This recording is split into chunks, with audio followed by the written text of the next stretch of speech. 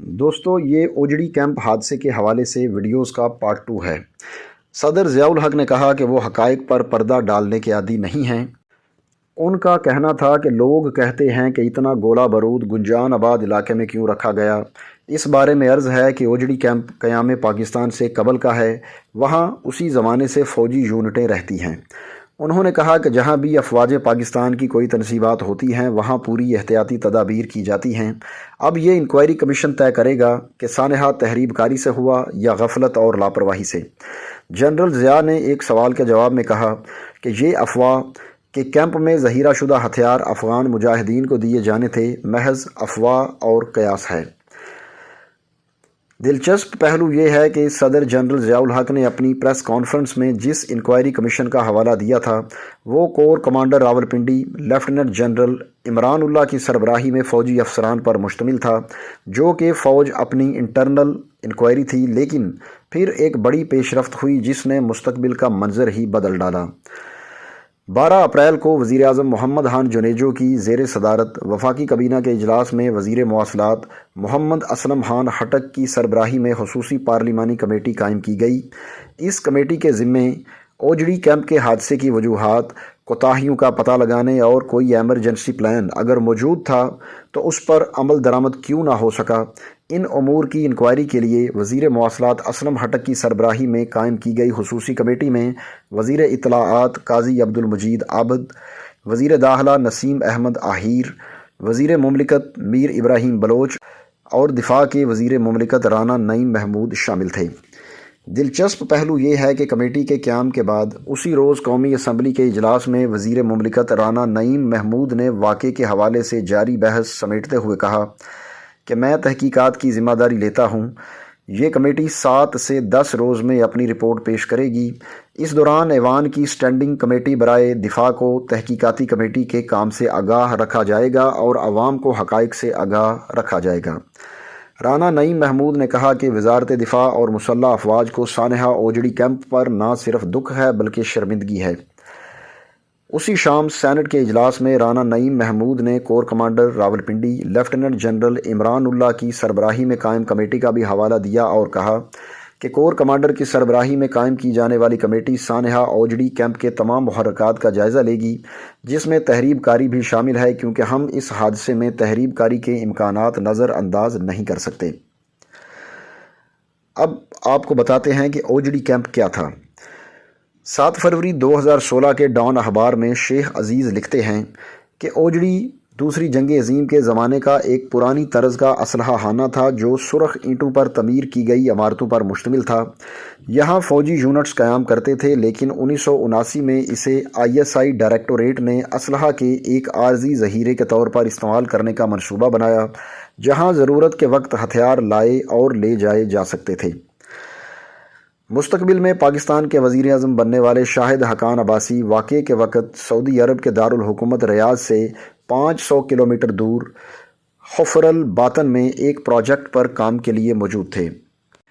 انہیں وہیں اوجڑی کیمپ کے حادثے کی اطلاع ملی جس میں ان کے والد محمد حقان عباسی ہلاک اور بڑے بھائی زاہد عباسی شدید زخمی ہو گئے تھے۔ BBC سے گفتگو کرتے ہوئے شاہد حقان عباسی نے کہا کہ اس روز قومی اسمبلی کا اجلاس تھا تو میرے والد جو قومی اسمبلی کے رکن تھے میرے بھائی زاہد عباسی کے ساتھ جا رہے تھے کہ یہ دھماکہ ہوا اور 2 راکٹ فضا میں اڑتے ہوئے آئے اور ان کی 50-60 کلومیٹر کی رفتار سے جاتی گاڑی کو سڑک پر ہٹ کیا، جس کے نتیجے میں میرے والد موقع پر ہی جاں بحق ہو گئے جبکہ بھائی شدید زخمی ہوئے۔ ان کی جان تو بچ گئی لیکن وہ 14 سال تک کوما میں رہے کیونکہ ان کے دماغ سے منسلک اعصابی نظام کو شدید نقصان پہنچا تھا۔ شاہد حقان عباسی کہتے ہیں کہ وہ 13 سال سے ملک سے باہر تھے۔ انہوں نے بتایا کہ وہ سن 1975 میں امریکہ گئے، 7 سال وہاں تعلیم حاصل کی، اس دوران پاکستان آتے جاتے رہے۔ سیاست میں آنے کا میں نے تو کبھی سوچا ہی نہیں تھا، ویسے بھی ہم کوئی سیاسی گھرانہ نہیں ہیں۔ والد صاحب ایئر فورس میں تھے، پھر انہوں نے کاروبار کیا اور یہ سیاست ان کی زندگی کا تیسرا حصہ تھا۔ اب چلتی گاڑی کو راکٹ لگنا ظاہر ہے کہ اللہ کا کام ہے، ہم نے تو اس کو اسی طرح دیکھا ہے۔ شاہد حقان عباسی کہتے ہیں کہ یہ حقیقت ہے کہ کیونکہ میرا کبھی سیاست کا خیال نہیں تھا، میں جنازے پر جب آیا تو حلقے کے لوگوں نے اصرار کیا کہ میں الیکشن میں حصہ لوں۔ میں نے مسلم لیگ کے ٹکٹ پر ضمنی الیکشن لڑا اور جیت گیا، لیکن میرے حلف سے پہلے ہی 29 مئی کو جنیجو حکومت برطرف کر دی گئی اور اس طرح وہ الیکشن ہی ختم ہو گیا۔ سن 1988 کا الیکشن آزاد حیثیت میں لڑا اور کامیابی حاصل کی۔ یہ سفر تب شروع ہوا اور اب 33 سال گزر چکے ہیں اور آگے ہی آگے چل رہا ہے۔ اوجڑی کیمپ کے حادثے کی انکوائری رپورٹ سامنے لائے جانے کے حوالے سے سوال کے جواب میں شاہد حقان عباسی نے کہا کہ انہوں نے اس معاملے کو چھوڑ دیا تھا۔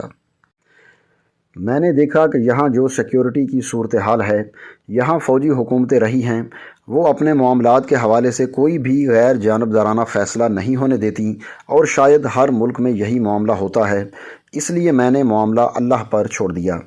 وہ کہتے ہیں کہ ہمارے یہاں انکوائری کا مقصد معاملے کے حقائق کو چھپانا اور اصل مجرموں پر پردہ ڈالنا ہوتا ہے۔ جب میں وزیر اعظم بنا اور اس سے بھی پہلے 1990 میں جب ہماری حکومت آئی تو کہا گیا کہ رپورٹ سامنے لائیں، لیکن میں نے کہا کہ اب کوئی فائدہ نہیں، جو ہونا تھا وہ ہو چکا۔ جو لوگ اس وقت اقتدار میں تھے وہ تقریباً سارے ہی طیارے کے ایک اور حادثے میں دنیا سے چلے گئے، تو اس لیے اس معاملے کو اللہ پر چھوڑ دیا۔ جنرل ضیاء الحق کے چیف آف سٹاف کے طور پر طویل عرصے تک خدمات انجام دینے والے اور بری فوج کے سابق vice chief of staff general Khalid Mahmood Arif اپنی کتاب ورکنگ ود ضیاء میں لکھتے ہیں کہ اس بدقسمت صبح جب کچھ غیر تربیت یافتہ اہلکار ایمونیشن ایک جگہ سے دوسری جگہ منتقل کر رہے تھے تو حادثہ رونما ہوا یوں کہ 122 ملی میٹر کے راکٹس سے بھرا ایک باکس جس کو انبار سے سلائیڈ کر کے اتارا جا رہا تھا نیچے گر گیا۔ ایک دھماکے کے ساتھ زمین سے ٹکرانے کے باعث یہ باکس پھٹ گیا۔ اس کے نتیجے میں دھماکہ ہوا اور آگ بھڑک اٹھی۔ جنرل خالد محمود عارف لکھتے ہیں کہ عام طور پر ایسے راکٹس میں سیفٹی فیوز لگے ہوتے ہیں، لیکن ان راکٹس میں سیفٹی فیوز نہیں تھا اور زمین کے ساتھ زوردار ٹکر سے یہ راکٹ دھماکے سے پھٹ گیا اور یہیں سے پھر دھماکوں اور آتش و آہن کا سلسلہ چل نکلا۔ سانحہ اوجڑی کیمپ کی وجوہات کے حوالے سے خود راکم الحروف کی ذاتی حیثیت میں اس وقت کے ISI کے سربراہ لیفٹیننٹ جنرل حمید گل سے بات ہوئی اور ان کا اس معاملے میں موقف بہت واضح تھا کہ حادثہ کیسے ہوا۔ جنرل حمید گل کا کہنا تھا کہ یہ حادثہ اس وقت ہوا جب افغانستان میں قیام امن کے معاملات حتمی شکل اختیار کر رہے تھے اور یہ بات واضح ہو چکی تھی کہ اب مزید جنگ و جدل نہیں ہوگا، تو اس مرحلے پر امریکیوں کو یہ فکر لاحق ہوئی تھی کہ طویل عرصے تک جاری رکھی جانے والی جنگ کے لیے انہوں نے اسلحہ کے انبار پاکستان میں لگائے تھے جو یہاں سے افغانستان منتقل کیے جا رہے تھے، لیکن جنگ کے خاتمے کی صورت میں ظاہر ہے اس اسلحے کی یہاں سے دوبارہ امریکہ منتقلی ممکن نہیں تھی، کیونکہ یہ سارا اسلحہ براہ راست امریکہ سے یہاں نہیں پہنچا تھا، بلکہ دنیا بھر میں پھیلے ہوئے امریکی وینڈرز یعنی اسلحے کے تاجر نے امریکی ادائیگی پر یہ اسلحہ یہاں تک پہنچایا تھا۔ جنرل حمید گل کہتے ہیں کہ ان میں مصر بھی شامل تھا جہاں کی اسلحہ ساز فیکٹری سے یہ اسلحہ پاکستان پہنچایا جاتا تھا۔ جنرل حمید گل کا کہنا تھا کہ جن دنوں افغان جنگ سمٹ رہی تھی انہی دنوں میں اسلحے کی کچھ پیٹیاں مصر سے پاکستان پہنچی تھیں۔ جنرل حمید گل کا کہنا تھا کہ انہی پیٹیوں میں وہ آتش گیر مادہ تھا جس نے سپارک کیا اور اوجڑی کیمپ کے حادثے کا باعث بن گیا۔ انگریزی اخبار ڈان کے سابق ایڈیٹر اور سینئر صحافی ایم ضیاء الدین کا کہنا ہے کہ اوجڑی کیمپ شہر کے بیچوں بیچ ایک اسلحہ کا ذخیرہ تھا جس کے بارے میں لوگ نہیں جانتے تھے۔ اس ذخیرے کے بارے میں کہا جاتا ہے کہ یہاں لایا جانے والا اور یہاں سے لے جایا جانے والا اسلحہ کسی حساب کتاب میں نہیں تھا، یعنی بڑے پیمانے پر خرد برد جاری تھی۔ اسی کمزوری کو چھپانے کے لیے کچھ لوگوں نے اس حادثے کی منصوبہ بندی کی۔ ایم ضیاء الدین کہتے ہیں پھر یہی حادثہ جنیجو حکومت کی رخصتی میں ایک اہم جواز بھی بن گیا۔ دوستو، اوجڑی کیمپ کے حادثے کے حوالے سے ہماری جو ویڈیوز کی سیریز ہے اس کی یہ دوسری ویڈیو تھی، اور آپ کو یہ بھی بتاتے چلیں کہ یہ تحریر پہلی مرتبہ سن 2021 میں شائع ہوئی اور اسے BBC اردو نے شائع کیا۔